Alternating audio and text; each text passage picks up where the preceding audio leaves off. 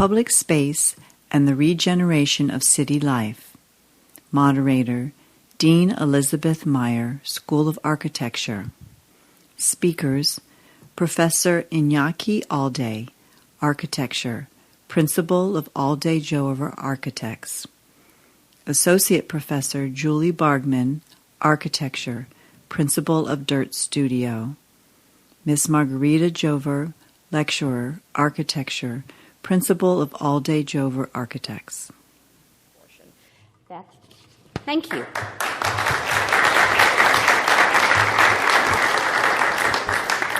So welcome to the talk on public space, and thanks for coming, since I heard that Nicole Aramo was speaking at the same time, and I think for all kinds of reasons it's remarkable that all of us are in this room and not listening to her. For those who don't know her, she's in the Dean of Students office and has been in the hot seat this past year. I'm really pleased to be introducing three colleagues I admire immensely. I can't really take the role of moderator since none of them are moderate. They are, in fact, extremely talented. And so let me say a few words about our speakers. Iñaki Alday is the chair of architecture, and he's also a principal in the firm Alday Jover. Margarita Jover is our first professor of practice in the School of Architecture, and she is also a principal in Alday Jover. And the two of them have been practicing for some 20 years together. Their work has been premiated by the European Landscape Architecture Biennale Prize. It's been nominated for the Mies van der Rohe Award and has won the European Urban Public Space Award.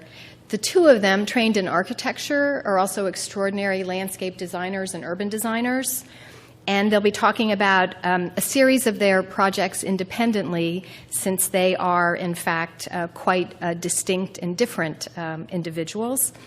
And one thing I would like to note in terms of an extension of their public space expertise to places a little bit closer to home than Spain, where they've been practicing, is to note that Margarita will be leading an important design research studio for the next 2 years, looking at both the possibility of residential college experiences in the West Complex of the hospital grounds, and that's at the invitation of President Sullivan. And that urban design project will take a very interesting and require a very important public space initiative. And for those who know the West Complex, that's where the clinics are, and there's exploration of them moving. Our third speaker, who will actually speak second, is Julie Bargman, who is the new chair of the Department of Landscape Architecture, new as in 5 days ago.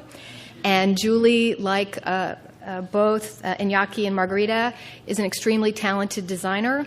Her practice, Dirt Studio, has been the recipient of numerous awards from both the American Society of Landscape Architects and the AIA, the American Institute of Architects. And like Margarita and Iñaki, she challenges the boundaries of a profession. And I think you can see through the three of them how challenging the boundaries of our profession is actually necessary for the construction of great public spaces. I want to say just a few remarks about the situation of public space today to launch the seminar. The idea that public space is fundamental to the life of our communities might have been laughable 15 years ago. All kinds of journalists and critics were basically saying that public space was dead. Who needed physical public space when you had the social communities beginning to emerge in digital space? And many people who saw actual public spaces, plazas like those on our downtown mall, suburban town centers, questioned how public something could be when it was managed by a private entity. So there was a criticism that so-called public spaces had become overmanaged, commodified, only possible if you could afford a $3 cup of coffee. And then a third group challenged the idea that public spaces were desirable places to be in given the hardening of public space after September 11th. And any of you who live in a major city with a major public building know how difficult it is to feel comfortable and safe in a public space when you're surrounded by security bollards and change, flower pots, hiding and masquerading, all kinds of security hardening. And so what is remarkable, I think, today is how we can look back and say those calls that public space were dead were premature. And I think there's a couple of reasons that's happened. Some of it is from watching the news and seeing the impulse to gather in public space at times of incredible pressure, like the uprisings in Tahrir Square or the occupation of Wall Street. Or for those of us who watched how New York City responded to Superstorm Sandy and began to see local governments and designers calling for new kinds of public space that integrated green and blue infrastructure in order to create more resilient communities. And then I'd say even closer to home, those of us who were here during the summer of the attempted ouster of President Sullivan realized that Facebook and social media wasn't enough, and we found ourselves gathered on the lawn time and time again to show our solidarity and to voice our concerns. So public space still matters, and the question today is how and why. Our speakers today are going to present their projects through the lens of 3 occupations that we identified that undergird much contemporary work and I think account for a lot of the innovations in public space. One is the shift in what we've been describing as a shift from a social conception of public space. We have public spaces to come together because we're human beings and we like each other's company, to an expansion of that sense of community to be socio-ecological. What does it mean for a public space to actually be serving a more expanded community of both humans and non-humans? A second is the invention that happens when designers hybridize familiar types of public space. And much of that hybridization includes the incorporation of infrastructure that might have been the territory of engineers in another generation. So hybridizing infrastructural processes and systems into public space. And then finally, and one that I think is very important, is a commitment to defending the public realm and caring for who has the right to the city in the face of private development, recognizing that many of our clients are private and yet the spaces that they are managing and caring for have a public role. So Iñaki will start out, and we look forward to the questions and answers afterwards.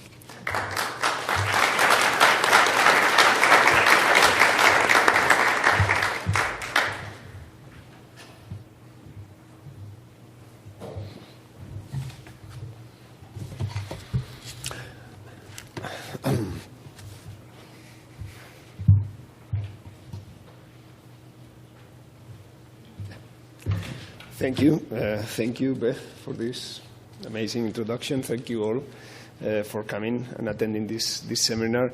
I will elaborate, of course, on the topic of the session, the public space, but I will do it perhaps taking, of course, the 3 lenses that Beth was mentioning, the socio-ecological, the innovation in typology, and the public-private enterprise, or very different kinds of permutations, but through the lens, specific lens of the infrastructure, with a series of projects that we designed with Margarita in Aldaï Joubert. We think that these are 2 key concepts: urbanization, the absolutely unstoppable process of urbanization it's happening at every scale, in every corner of the world, and the only way to approach this gigantic phenomena, which is innovation. Why? Because of a third concept, equality, that is the basic condition that this process of urbanization will succeed. and will make the planet sustainable for the future.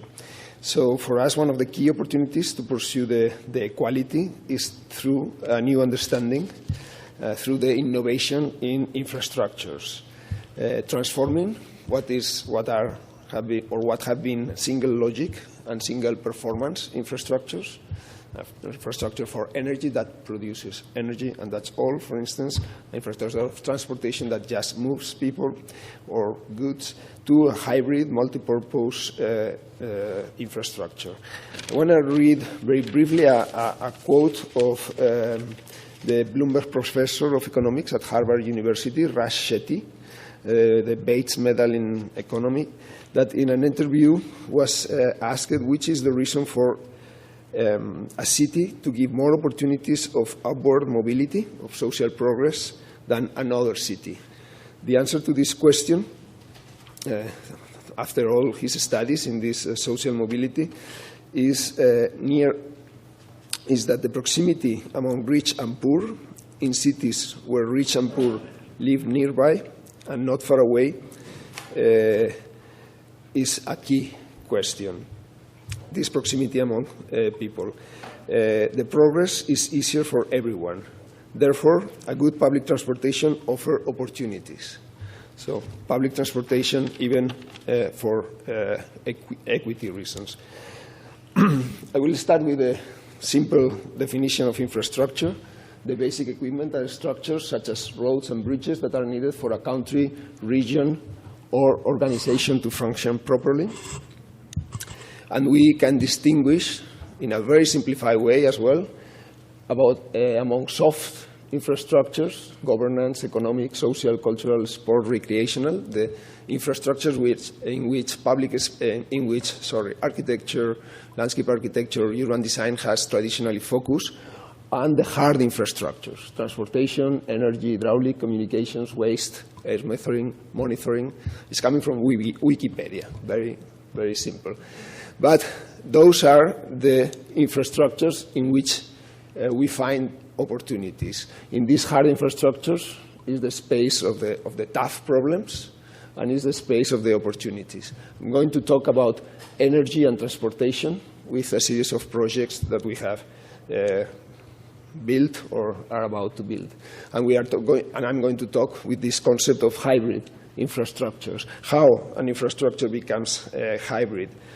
First of all, through making it public space, public accessibility, public transparency, public cultural meaning, and multiple performance.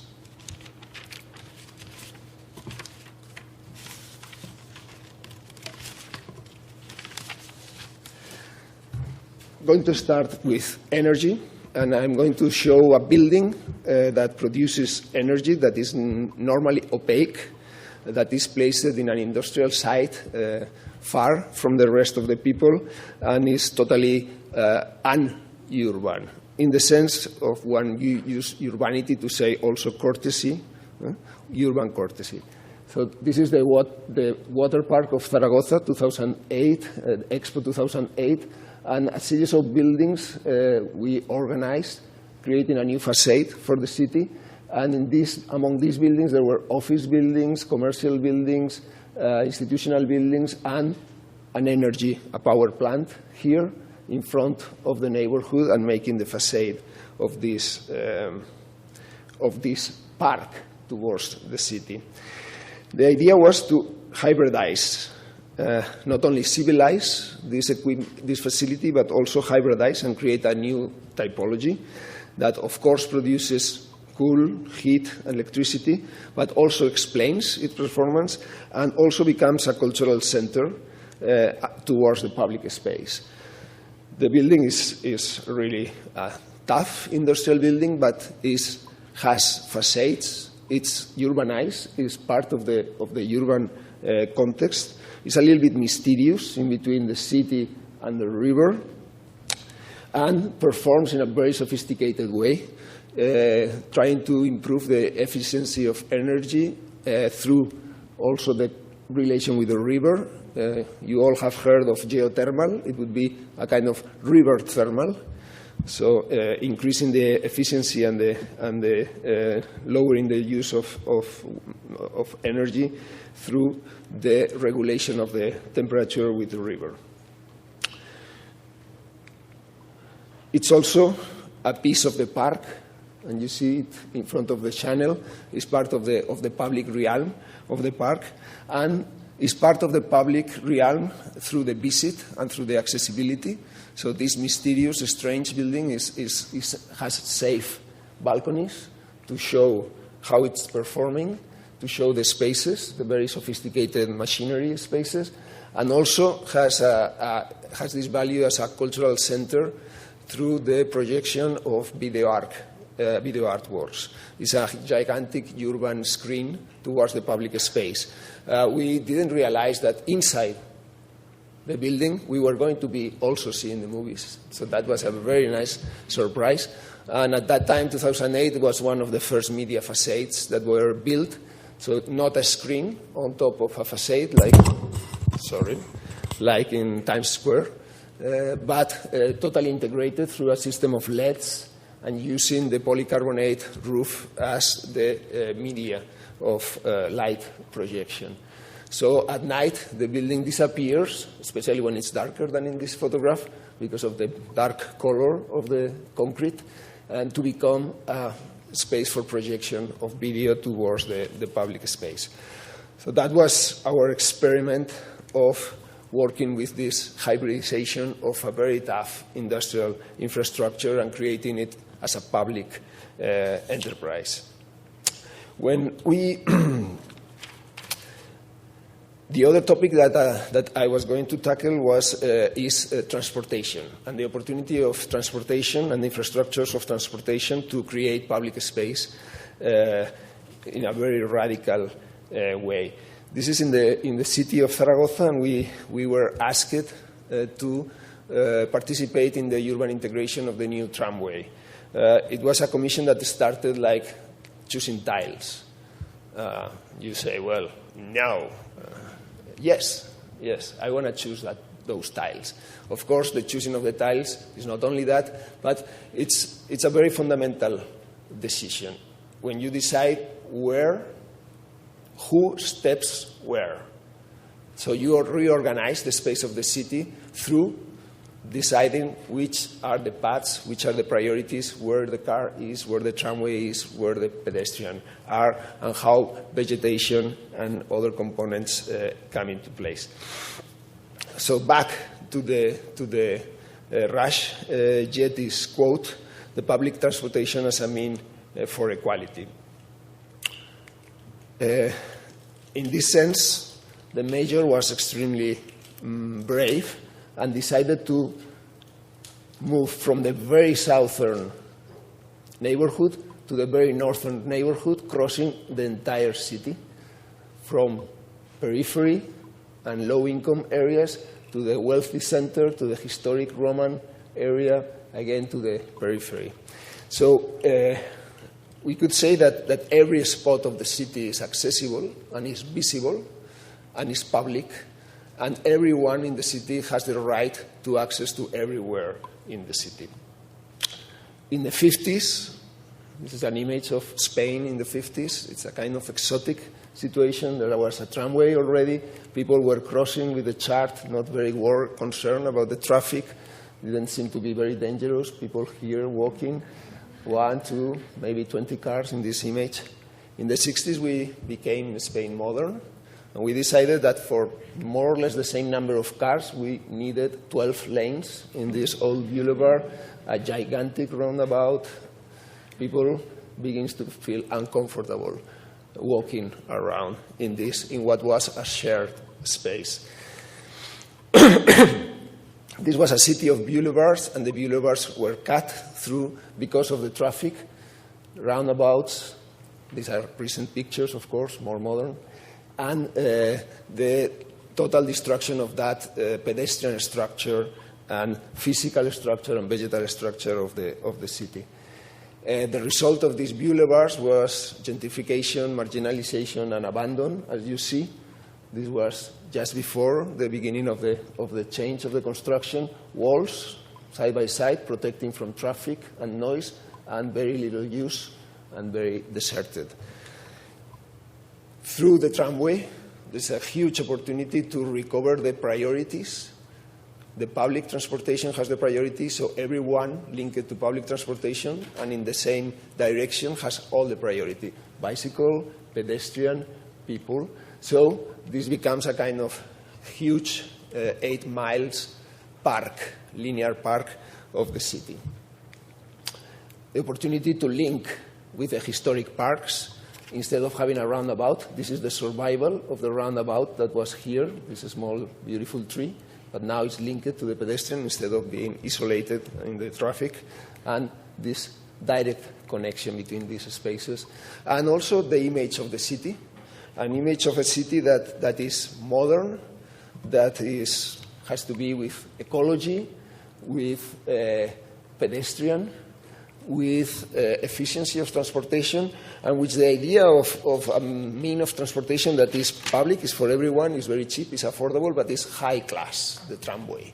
And every citizen of the city now is a upper class citizen that access to a silent, modern, and comfortable system of transportation. When we move to larger scale infrastructures, and I will go fast, this is a competition that we won, and we are going to begin the construction soon in Barcelona, what we call the new green diagonal of Barcelona. And it comes from the understanding that the high-speed train and the tunnels of the train are an opportunity to change the city, not only to dig down, but the tunnel is the opportunity to rethink the surface again. So the city decided to move the main transportation hub to a new location and to use this opportunity to rethink the north of the city. So this is the map of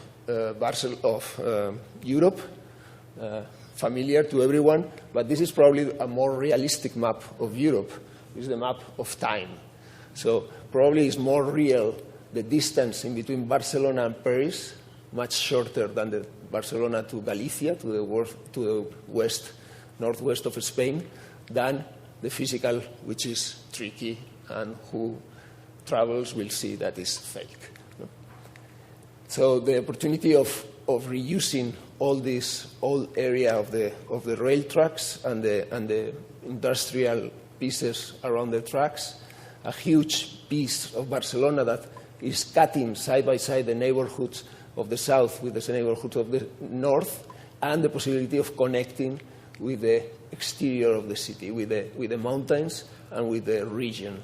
So we thought in a regional geographical proposal of a linear park of 2.5 miles that is linking at many scales. It's linking the people of the neighborhood, but it's linking the city with the outside and the territory in a layer of buildings. And here it comes again, the public and the private and the developments under a public leadership, but with a private collaboration, buildings, public space, urban infrastructures, and transportation infrastructures in an idea of going back to the history and to the geography. So very quickly, some images of what it will be, what is now.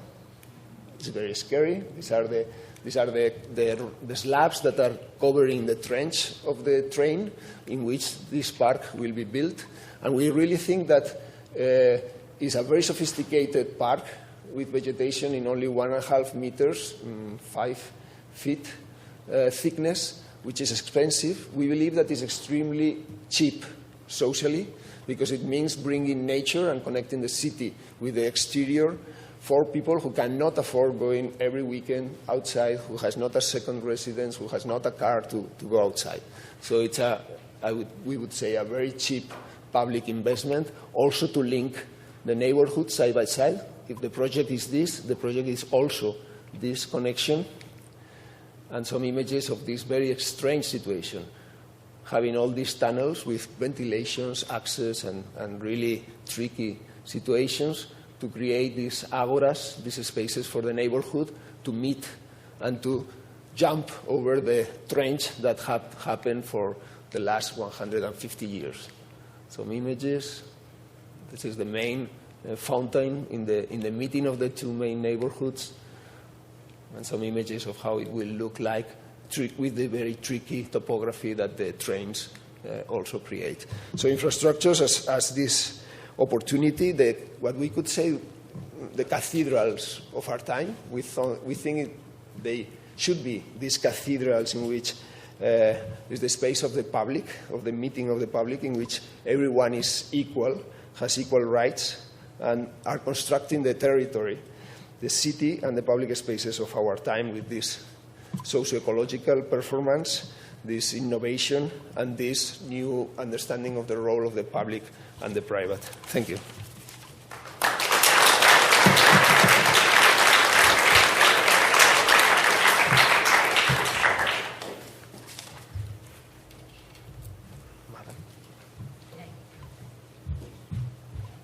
Hi, I'm Julie. This title slide, I should note, is an image of my home state, the Garden State, as we like to call it, New Jersey. A landscape, actually, that I'm very proud of because it's a landscape that I have been obsessed with for over 20 years, since a lot of the space, post-industrial space of our world is needing to be reclaimed, and it won't necessarily be reclaimed in the form of private redevelopment, economic development, since a lot of the cities can't afford that, but in fact they may become, I hope, important parts of the public realm.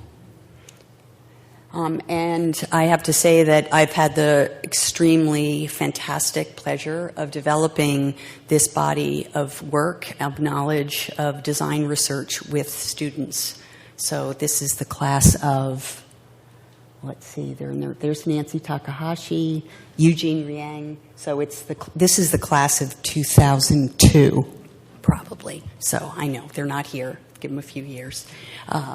But anyway, it's been amazing to be working at that point 20 years ago, a little less, of thinking about reclaiming post-industrial sites. And it was all pretty new, and the students were adventuresome enough to embark upon places like the Roebling Steel factory in New Jersey. Meanwhile, I was running my small firm, and yes, we work on very contaminated sites. Yes, I'm exaggerating. We never had to gear up this much, but I always instructed everyone, my students and folks that worked at DIRT, not to lick anything when we went to sites. And so I want to share a couple projects, and one is talking about when it is that some of these industrial sites are redeveloped and how important it is as landscape architects, as designers, to defend the public realm, as has been brought up, when it is that you're working with a private enterprise. Especially when this private enterprise, being Urban Outfitters, some of you may have a piece of anthropology clothing on, and so they've been my sugar daddy, a great patron for the past 10 years. And they are on a very, very important place, not only the civic access of Broad Street in Philadelphia, where they used to be scattered all over downtown, all around Rittenhouse Square, but now a civic access that's trying to be formed right down into the historic core of the Philadelphia Navy Yard. So in essence, the Philadelphia Industrial Development Corporation is in fact trying to extend at least a development down to the Delaware River, but I would argue, and I have tried to argue, that they are extending the civic realm on the river. And this is historically what the Navy Yard looked like, but in fact, Broad Street is right through the center of that image, and the Fleet Basin right there, folks might recognize it because to this day you go over the bridge on 95 and you can see the Fleet Basin. And it's this kind of history that to me, is when the publicness of that place started. That folks who have worked there for over 100 years are the public we should also be responding to and respect. So I'm about to slam an architect, sorry. But that's what an architect's view of the Philadelphia Navy Yard is. And my problem with it is that it focuses on this dependence on economic redevelopment, and that all of this will be built out in a perfect circumstance, and maybe with some green watercolor, you can just add some water and there'll be some public space. I have a feeling that that is actually rather disingenuous to this site. And yes, it may be a bit of greenwashing and not true to what is a really gritty, wonderfully deep space that has had a life with a large public for a long time. So there's the historic core of the Navy Yard. Urban Outfitters occupied all of these buildings. This was the first phase. Then they took this building, and actually right now they've occupied this building and here and here. So anthropology is doing really well. Over the decade that I've been working with Urban Outfitters, they've tripled in size. So it's been fun to work with them. Little blurry here, but what I kind of always like to propose that instead of a master plan, there is a thing called an action plan. And this is actually me sitting down besides the founder of Urban Outfitters, Dick Hayne, who is very engaged in the whole process. And I admit that I was starting to brainwash him as we were doing this drawing, because as you can see, what I was drawing mostly was the landscape. And I was getting into his mind that the landscape infrastructure, the landscape armature of the campus was going to be the glue of that place. That the adaptive reuse of the buildings, which has been absolutely gorgeously done by Meyer, Shear, and Rockcastle, were very important. But what was going to be the public, the shared space that was going to tie this whole place together? Again, for me, it's seeing perhaps the romance of Rust, but below that, again, remembering many generations and folks like Judy Garland having left some spirit on the site. And this whole, these generations of making, which I thought was kind of a perverse little addition here, that they were going to go from life jackets to, red things. And that also, that public space was also very regal, in that the scale of it was very, very important to really harness the energy, again, of, the first Navy Yard and the hundreds and thousands of men and women who served in the Navy. And then down to the subtlety. So in public space, I think there's something pretty wonderful when you can experience both the immense and the intimate, and in this case have this beautiful, these beautiful rails kind of emerging from below, kind of talking to history. And so this whole idea of excavating, of site forensics to kind of literally unearth these previous generations, and also sneak in a little bit of an environmental agenda that I did not say ever to the client, because that was doing a public good that he wasn't necessarily interested in.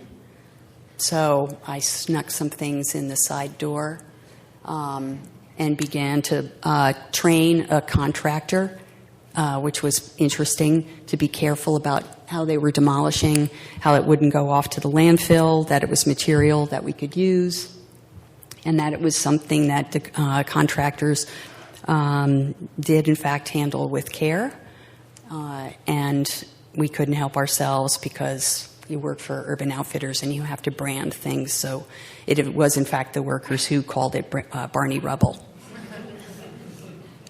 And, in fact, by unearthing that concrete and, in a way, simply rearranging it, we were doing some larger, I think, public good by increasing the porosity of the site by 80%, I think we figured.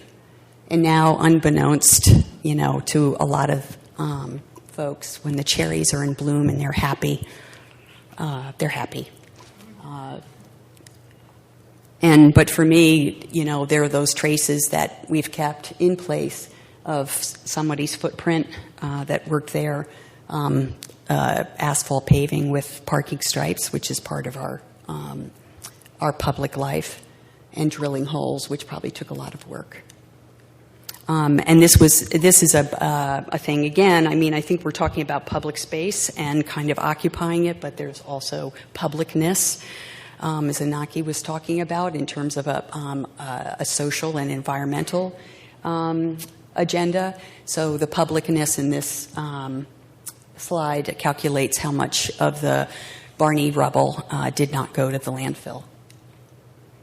And so when Phase 2 came around, it was going to be situated around dry dock number 1. And I always look at these historic photographs for what might be hiding, and note that craneway right there. And this was the piece of the campus, and there's the big craneway, just 2 inches underneath asphalt. So as I always say, I didn't have to design much, I just had to find it. But I insisted that the dry dock be thought of as the heart, not just of the Urban Outfitters campus, but the heart of the Navy Yard. So I used to say park, but I would mumble if I was in front of the founder, public park. So, here it is under construction, and that's soon after. So simple areas like this became, like I like to say, these runways of every day, and now actually it is pretty great. Whole folks come from all over the Navy Yard and from town to come and have lunch. This is Building 543, which is open to the public. Has a great cafeteria, by the way, really good. And everyone is invited to go have lunch around dry dock number 1.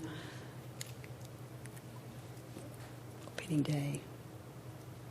And it's also these immense kind of events, but again, there's that intimacy of every day of whether or not they know that they're walking on the same tracks of Judy Garland or not. I think it's an important part of a long history of that place. Meanwhile, in Texas, this is a park that I worked on, collaborated with Stephen Stimpson Associates, a dear classmate of mine. And this was a case of a very strange, anomalous piece of land. You can see north and east of downtown that belonged to Minnie and Max Volker. How cool is that? So they were farmers that held on to this 311 acres. This is a mayor that was unbelievably devoted and a champion of public space for San Antonio. The fact that this guy almost single-handedly grabbed a hold of 311 acres in the middle of incredible dense area was amazing. And this was this landscape. It was a tangle of very degraded, although a lot of folks thought it was nature. This was not nature. It was another version of it, of a degraded post-agricultural land. So this was where early on there was an idea about how to actually hybridize and have a very strong socio-ecological agenda for the park. One that spoke for the landscape, but also spoke for many of the folks across San Antonio. So the references here being the missions and the agricultural, and again, these are a couple photos from the site. It is deep in the heart of Texas. What was really interesting is you can see it's at the convergence of several regions. So it's geology and hydrology was really quite amazing to work with. And the imperative here was that it was a citywide park. And talking about defending a realm, a public realm, it's amazing kind of when you have to defend a certain public's realm. I'll tell more of that story later. It's a pretty sad one. But here we are, going around the city. At first, oops. Am I going backwards? No. So a very simple strategy for the park was to actually find those places that people would gather as groups and others that would basically kind of scatter throughout the larger landscape mosaic of oak woodlands, scrub, and cedar elm woodlands. So this whole idea of subtraction, which students in the audience probably know what I'm talking about here. And it was kind of amazing, the pact we made with the public, with the citizens, is that only 25% of the park, rather than becoming all soccer fields for a certain population of that city, that only 25% of it would be open and primarily not privatized with a lot of program, and that the rest, 75% of 311 acres, were a place to get lost. So places like this, we call these the Three Sisters. And the Three Sisters simply became revealed and designated as claimed for the public by virtue of these pieces of native limestone. The overall plan here of program on both sides of a giant highway, which I'll talk about more. And again, some more careful insertions and working around in a loving way to understand how to invite the public into this urban wild. And this slide always triggers in me a very emotional moment in the working with the public. And Steve and I went to Austin, Texas, to look at other park precedents. And when we went to Austin, we saw these amazing, long picnic tables. And that's where Hispanic families would traditionally gather for Easter and for birthdays. I mean, monstrously long tables. And it was just fantastic to see that ritual playing out in those parks.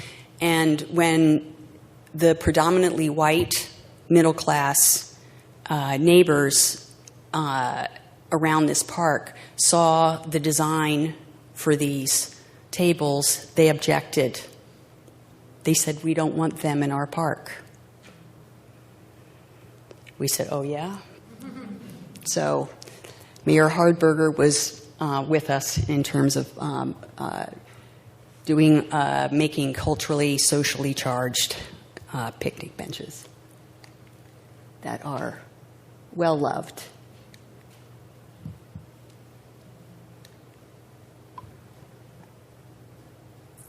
And one of the key things, I think a strange twist on infrastructure here, was how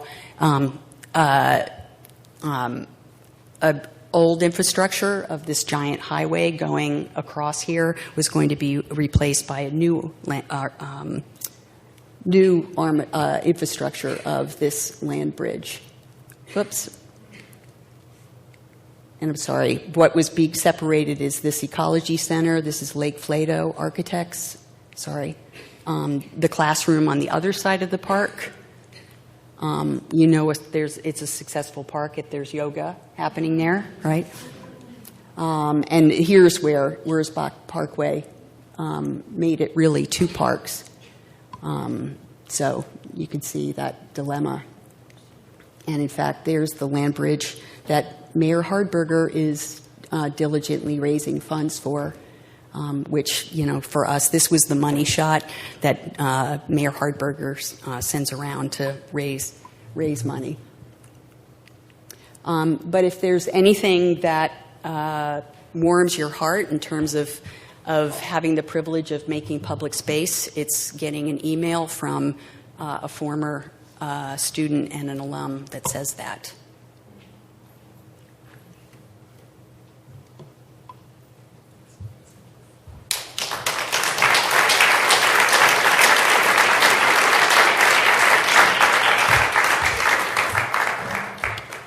Okay, so yes, great. So I'm going to go over one project. So in order to try to finish on time. So and also I'm going to read because I'm not so fluent, and so okay. So let's move the first slide. Right. As any project in urban design, this one around Thady Park, the green area on the top of the image facing north, is the result of a large team's work with the complicity and commitment of a client, the municipality of Pamplona in northern Spain. This major piece of green land is part of a larger transformation of the Arga river front into a linear park for both leisure and ecological improvements for the new big Pamplona that has grown on the last 2 decades on the north side of the river. We are here to talk about public space and the rights and obligations of different citizens to use the common grounds. And more specifically, what can the discipline of design do for providing public space for citizens to use as a tool to decrease fear in relation to the others, like in Julie's studio between Hispanics and others. I would like to add to that discussion here afterwards the subject of other users of public space beyond the citizens. Other users like animals, birds, etc., and other users on water's flood or natural dynamics. I would like to introduce the idea of public space understood as socioecological spaces. In other words, spaces shared by citizens, fauna, and river dynamics on different time frames, public spaces of negotiation, expression, conflict, rights and obligations between citizens and also between natural dynamics and human beings. Pamplona is an old city founded 1,000 years before Christ, quite old, and part of the Roman Empire since 1 century before Christ. The old city is located up in a hill 20 meters, 60 feet above the river, and its main growth occurred during the Middle Ages, forming 3 burghs on top of the hill. This is the map on your upper left, in black and white. Since the 17th century, the 3 burghs were protected from northern attacks by ramparts that were partially demolished in the 1930s, allowing an extension towards the southeast and southwest. You can see on red the walls that were partially destroyed, and see also the meander, quite surprisingly stable in its shape over time. Below left, you can see the south ramparts, and below right, the north ramparts, and the park at the bottom of the image. While the city of Pamplona was growing south on the upper terrace, the northern part was mainly dedicated to agriculture until the late 19th century, when the last migrations from the countryside occupied this northern line, typically periodically flooded. The image below is showing the working-class neighborhood of Chantrea and Rochapea on the northern part of the meander that have grown extensively since then. As a result of this urban growth, the river is suddenly the backbone of the big Pamplona. Again, this meander has been a quite stable figure, while all other meanders were moving as they do. Here you can see the trace of the different meanders all over. But surprisingly, this one appears in very old images of the city, or plans of the city. While the city of Pamplona was growing south on the upper terrace, the northern part was mainly dedicated, many different urban and natural dynamics here are playing at once on this side. You can see these green spaces in the middle and a dense city that surrounds this space. The river, its floods, and associated ecosystems are now constrained into the river's bed, increasing water speed and erosion, pushed by old vegetable gardens organized at the tip of the meander by raising topographically the plots and using the richest and finest land. On all this area have been raised, filling with earth over time during centuries to organize those rich vegetable gardens. So during the last decades, public facilities such as public gym and swimming pools, elderly residents and schools are built also on site, as well as private houses that from initially small constructions to store tools to manage vegetable gardens have been appearing over time. All the meander was occupied by somehow illegal constructions. As a result, when entering the meander in 2008, the perception was a very fragmented landscape, broken in small properties, closed individually by fences of all kinds. The municipality had the vision to buy, somehow expropriate, the land, even being already illegal to own land here, while keeping people in place cultivating. At the same time, the municipality organized an international competition to transform the meander into a public park for the new Big Pamplona. From our perspective, as every project in the discipline of urban landscape design, Aranzadi Park is essentially a project of transformation of a complex reality that already exists at many scales. A complex reality of the many systems overlapped, both natural and urban, that constitutes the essence of what outdoor urbanized space is. Systems that range from water dynamics, animal flows, mobility, connectivity, urban fabric, density, facilities, living systems such as vegetation or agriculture, to just point some, are all different aspects of the reality that overall constitutes this urbanized ecosystem in which we live. The proposal that our large team did was essentially centered in rebalancing natural and human dynamics in a space that we claimed a space of cohabitation and coexistence, a space that would be shared by natural and human dynamics, rethinking the position of domination that industrialized society and modernist urban models imposed over the territory in Europe since the 19th century, especially in rivers. This attitude and approach from the modernist city that is about separating functions and channelizing rivers is still operating culturally and technically nowadays. Going down in scale, three systems were intensively studied: agriculture, water, and vegetation. The first system we recognized as valuable inside of the meander is related to human culture.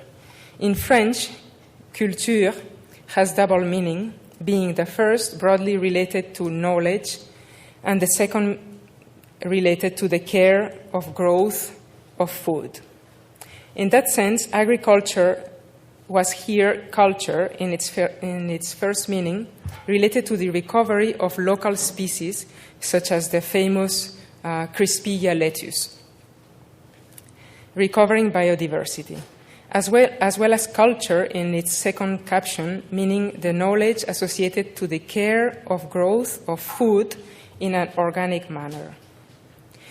Being Europe a continent without large amount of land, cheap energy, nor cheap workforce, the continent can only compete globally with high levels of quality of food associated to site specificity. Here in Pamplona, a city of 200,000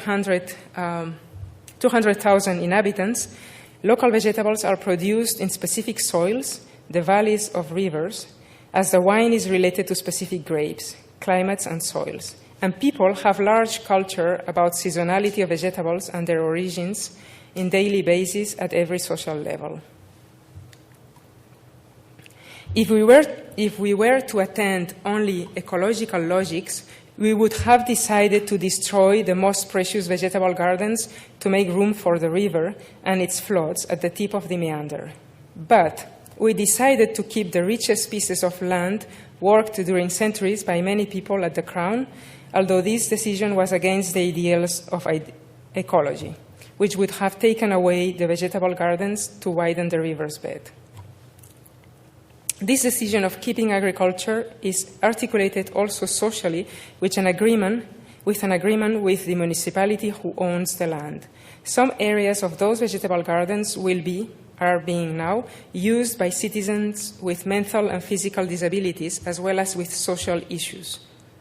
Other pieces of land are managed by a foundation that promotes organic agriculture called Fundagro, and a third operator is formed by individuals, citizens, in rental mode. As a result, Aranzadi Park is keeping and recovering biodiversity of original species to carry into the future while keeping the engagement of citizens into agriculture inside the city. The second system is the river and its hydrology, flora and fauna. The natural speed of the river, the erosion and deposition dynamics have changed due to human transformation, such as dikes that have been built all over the edge of the river in both sides, increasing, of course, the speed and the erosion. As a result, the flood is a sudden invasion instead of a gradual process. Nevertheless, with these unavoidable periodical floods, farmers on site have already developed resilience and capacity of cohabitation. Sophisticated fences that are mobile are built to not offer resistance to water and what water is carrying, such as those. Those is like can move. And as well as wise bushes that simply filter solids, slowing down water speed and helping sediments to precipitate and fertilize, are part of the mechanisms built over time. In relation to water dynamics, Aranzadi proposal is opening up an almost existing inner river that allow natural dynamics to be recovered while keeping the cultural and urban values already mentioned. The natural water flows are here adopted as part of the park. The challenge has been to rebalance the relation of domination and force towards natural dynamics, incorporating them in spaces of cohabitation, spaces that belong to different agents through time, spaces of negotiation, spaces for citizens and for waters to flow. The trace of the new inner river that you have seen on the previous slide is based on the existing microtopography that was already in place. The shape of this new inner river is defined by changing the role of some of the existing plots' properties without imposing a new geometry, easy to build by just reusing them in a pragmatic way. Nevertheless, a strong design decision was taken by connecting this inner river, a dead-end condition now, to the river up, southeast, the meander in your right. Cutting and digging all this earth here to connect to the river that goes this direction. down here. Above the image, the existing performance of floods, and below, the new performance in relation to floods as well. On the left, the most frequent floods, the ones that occurs every year, and on your right, the more exceptional ones. What we can see is that the new topography proposed for the new floodable forest or inner river is performing differently only during the most frequent and low range of episodes of floods, from the annual to the 10-period frequency. With higher levels of flood, less frequent, the meander performs similarly than before the construction of the floodable forest. The section below shows the small amount of soil dug to form this inner river, which is about 1 feet to 3 feet deep, this here, that allow us to keep the existing trees on the area. The floodable forest has already been tested in the last phase of construction in April 2013, with the biggest volumes of water recorded in the history of Pamplona. It performed according to the expected and had almost no damage, and the river, as you can see here, is entering in your right, here. This is the new part that connects with the inner river. After the flood, the sun is shining over the irrigated and fertile land. The crown of vegetable gardens is surrounded by a reinforced curtain of riparian forest along the river and the new floodable forest behind. The new floodable forest is planted in a squared matrix of different riparian species combined and overlapped with existing trees, and that have been kept. The orientation of the grid responds to the original geometry of the plots, creating urban visual links traced with paths and bridges in their edges. The floodable forest is connected to the river, and a pedestrian bridge is built over to keep pedestrian continuity over the existing dike. So we keep the existing dike, and by cutting here, we build this pedestrian bridge to keep the continuity. We no longer live in a world divided by the dichotomy of natural and artificial. We don't live in a city or a countryside. Most of the people in Western cultures are living in a kind of in-between type of urban-suburban landscape. We can say we live in an increasingly populated world in an accelerated process of urbanization where nature is one of the pieces of the whole composite that is planet Earth. This is perceived easily in Europe due to the density and intensity of human transformation throughout centuries, but also in other latitudes with giant pieces of nature and cities in which we can sense that everything is connected through flows of energy, human activity, and natural dynamics. What was offered during the emergence of the Industrial Revolution in Western societies was the cultural figure of the urban park, a kind of big garden, sometimes open and sometimes closed, for people to enjoy their leisure time. Those infrastructures were part of the industrial city. The Central Park of New York, for instance, is a recreation of nature that is still very successful, a reserve of land that was also managing water. Currently, the urban landscape and public spaces projects have evolved from the incorporation of fragments of nature into the city to other paradigms for green urban spaces. First, the reclamation of territories occupied by infrastructures, industries, or landfill left. Second, the remediation of water or soils. And third, the production of food or energy. All these well-known projects, together with a number of others, are important contemporary constructions of these new paradigms of urban green spaces / public spaces. But there is a fourth paradigm, maybe, for urban landscape and public spaces projects building on a new relation between the cities and the rivers. It is by nature a conflicting relation. The river is historically, in most cases, the reason for the urban settlement to be there, and at the same time, the origin of catastrophes.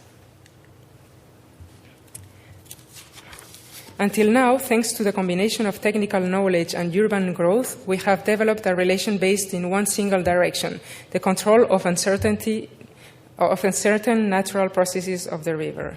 But now, in the 21st century, we are in a moment of critical transformation due to, first, the climate change and the increased awareness that we cannot completely control some processes, especially the floods, and second, new sensibility about the ecological role of the rivers and their moving processes. It is the moment to review the control strategy dominant to the for the last 5 or 7 centuries through dams, dikes, and walls. We cannot control the rivers entirely, and failure means catastrophe in a proportional level of the strength of the failing control processes. The operation room for the river, the one that you can see on the slide, on the Netherlands, since 2004 until the present, is dealing with the relation of rivers and floods with the territory, giving back pieces of land to the rivers temporarily. We have been working since 1996, almost 20 years now in rivers inside the urban context, understanding it as an intermediate space shared by city and nature. In this new complex condition, we are in the need of reformulating the relation between the city and its main reason to be there, the river, probably the best vehicle of natural dynamics, therefore life. Here you can see water, Thuera Park and Water Park. Thuera and Water Park. Nevertheless, coming back to Aranzadi Park, post-industrial cities in decline in Western societies have perceived the importance of taking care of their collective spaces to activate the city's economy and to increase life's quality of citizens with the aim of keeping them inside cities in a sort of resilient mode. Within this array of type of urban parks, what Aranzadi Park is announcing is the importance of assuming and taking advantage of natural and artificial dynamics that are already on site without preconception to construct public space. We believe the landscape is not to be drawn. The landscape is always already there and is the result of the relation a society entertains with its territory. It's the result of a certain urban metabolism. If we don't like how it looks like, we should change society's behavior and culture. Aesthetic should not be anymore the main and unique driver of urban landscape. Even if the design is imitating nature, no more aesthetics, utopias, or poetics at the front pace of design processes. Rather, more balanced performances of the complex reality pushed into the future. This is an image of the entrance of the river. Under the pedestrian bridge under construction. Last 5. As a result, the urban park of the 21st century could be understood not as an aesthetic garden inspired in paintings, art, or even the nature itself, but as an artifact that is performing in symbiosis with the dynamics on site, the result of re-equalizing urban and natural dynamics, the result of an artificial new ecology. New and old trees, all construction with new functions. On the slopes of the floral forest, different species of bushes. Infiltration lagoons that collect rainwater from buildings and paths. Collective spaces for people to learn about organic agriculture. Ensuring connectivity through some illuminated path without disturbing wildlife with lighting pollution. And to end, Aranzadi Park, a composite of new and old materials, places for water floods and people's picnic. A new relationship between rivers and cities. Thank you.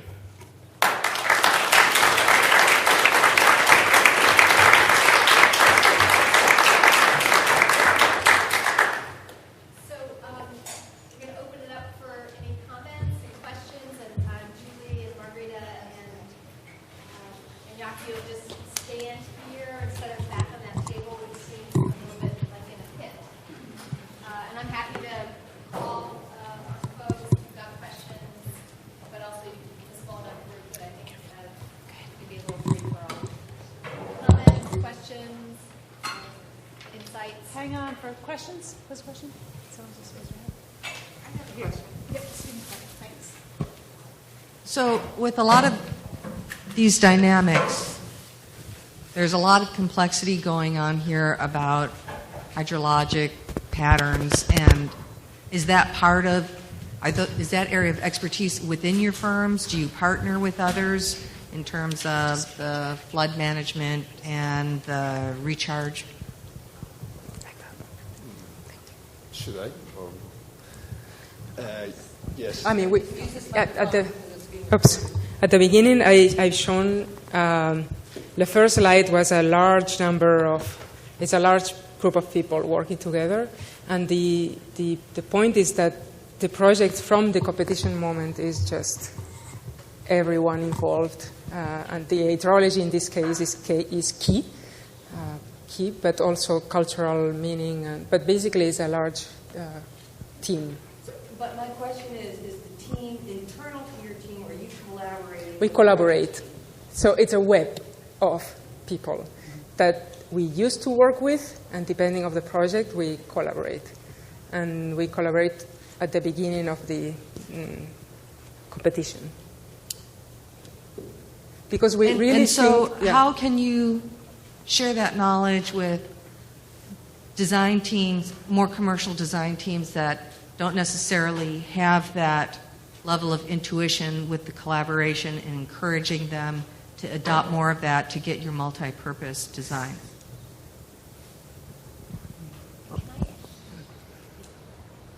They are a commercial design firm. So just keep in mind, these two people have been running a firm for 20 years. That's a private practice.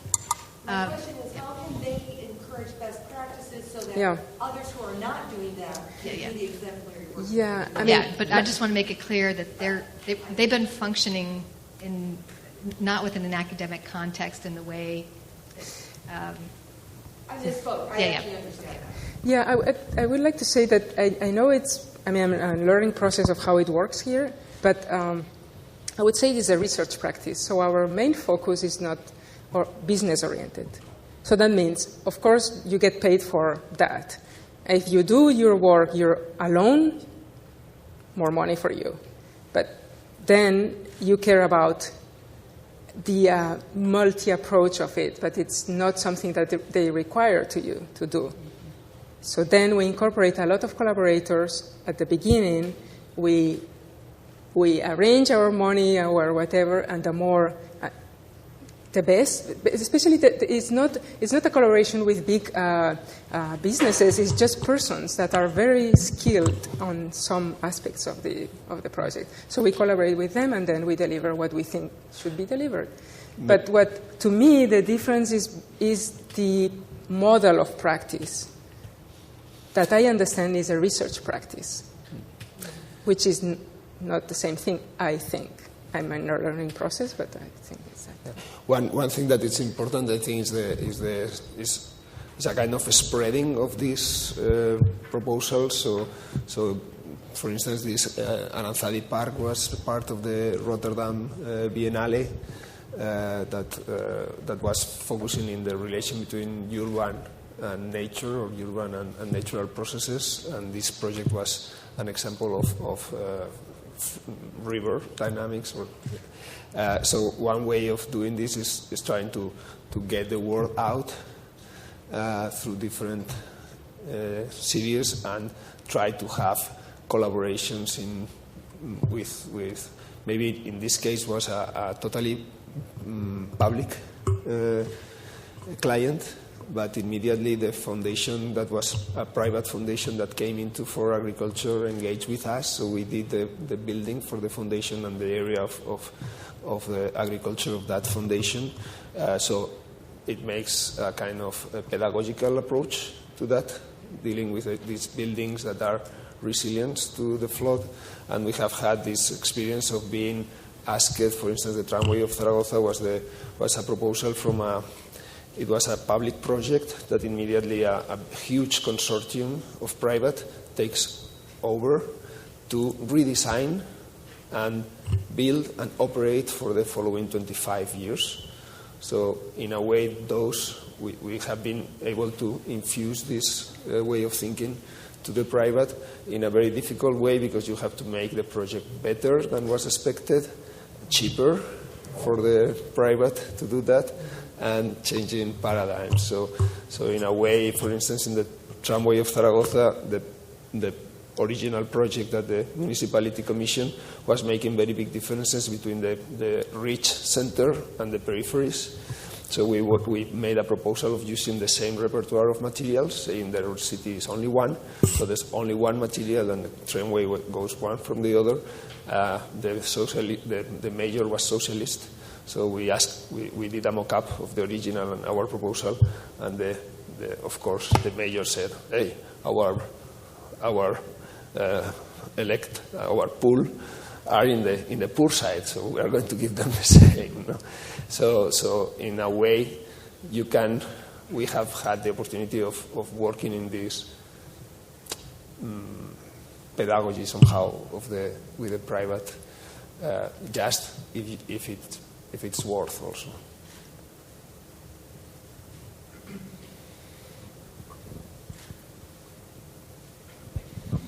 Julie, can you elaborate on the difference between an action plan and a master plan, more so than semantically? Yeah. Oh, okay. Here. Yes, this. Yeah, better. Yes, the master plan thing is. I've was it Barbara Kruger, the artist, said, "Who put the master in the master plan?" Yeah. So, the difference is.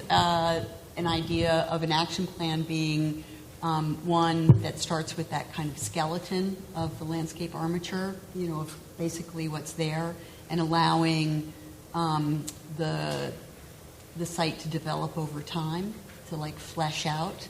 So to me, the master plans that we often see look like they're all finished, and perfect and all a fait accompli. Which in reality, that's not what happens. So, to me, the question is, what are these landscapes in the meantime?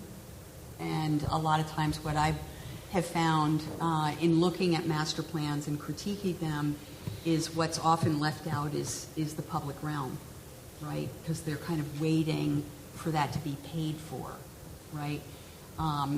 And the phenomenon of public-private collaborations, partnerships, like the authorities, Battery Park City Authority, and all of these, actually are really quite ingenious in terms of saying the municipalities can't afford all of this public space, but private investors can.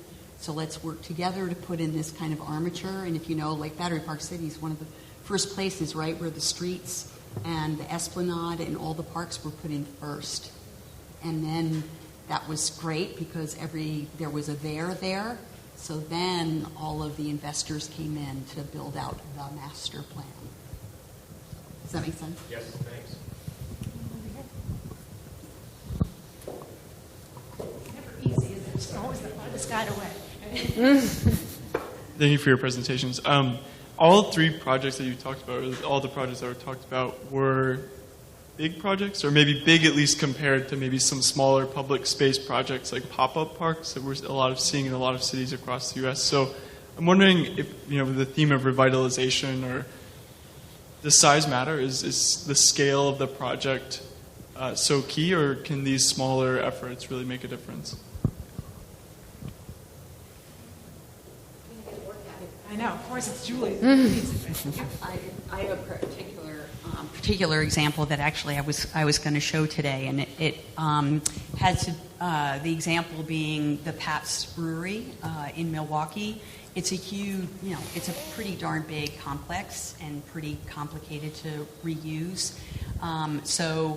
Again, we went in and put in this idea of the landscape armature, and the tiniest, I think it's half-acre park is one of the first pocket parks that are incrementally meant to add up. So in fact, now that pocket park went in, and the 3 buildings around it got occupied. Now there's another, and so they're starting to accrete So they add up as being these little catalysts, these little kernels.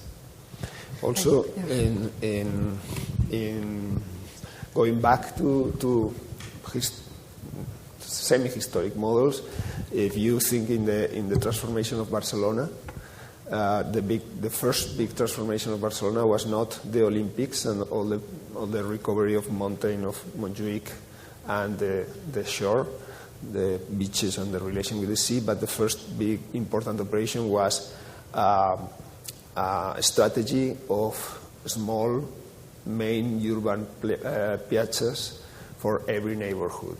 So when the first democratic municipal government arrived, decided an operation that was called monumentalization of the periphery. So it was to create a really good quality urban space, a piazza, for every single neighborhood to create pride, to recover the pride and the sense of place. So that was probably the most important operation through this, you could say, pocket parks or small urban piazzas.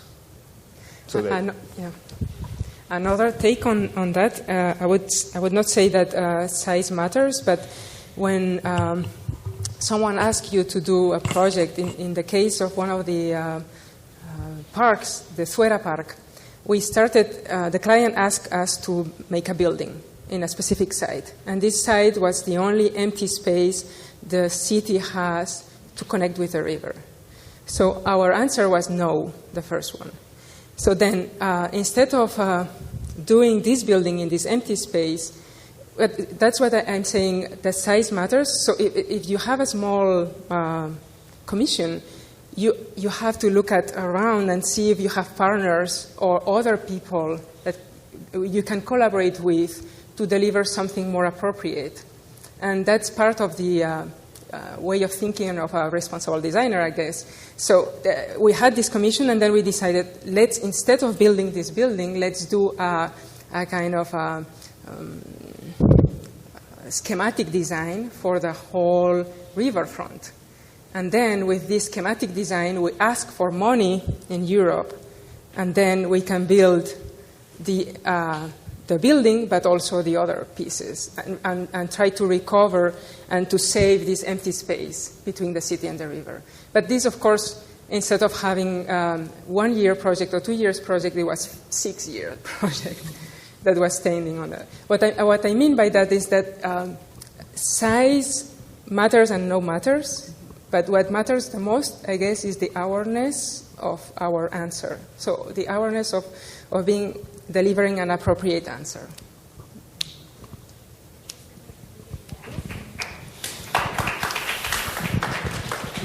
I know that we've got to wrap things up, and I wanted to respond to Ben in one slightly different way, not so much about the projects and the work, which is really inspiring, but to say one thing about these pop-up parks that some of you have seen in your own communities.